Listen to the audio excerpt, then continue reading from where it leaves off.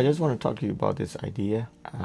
I've had this idea for a long time ago. Whenever I look at those room divider, it looks like I can make them as a sound barrier or like a backdrop. And this is not perfect, of course. It's only a temporary solution. And I got these from my friend's studio for free, and I'm thinking like, where I can use them. Also don't want to get rid of them yet.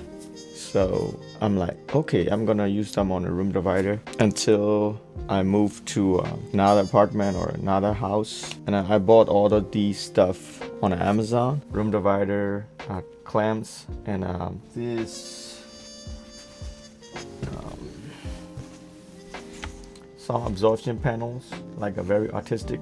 These panels are really good quality, and I'm pretty sure it helps when I'm doing the recording. And I also didn't really want to do any permanent thing like a glue, screws, like staples. I didn't really want to use any of those. I just wanted to be only temporary. So the next thing I have to test is gonna be the recording vocal and a guitar. So stay tuned for those type of videos. It's gonna come. If you haven't subscribed my channel yet, please subscribe and like the video. That will make my day.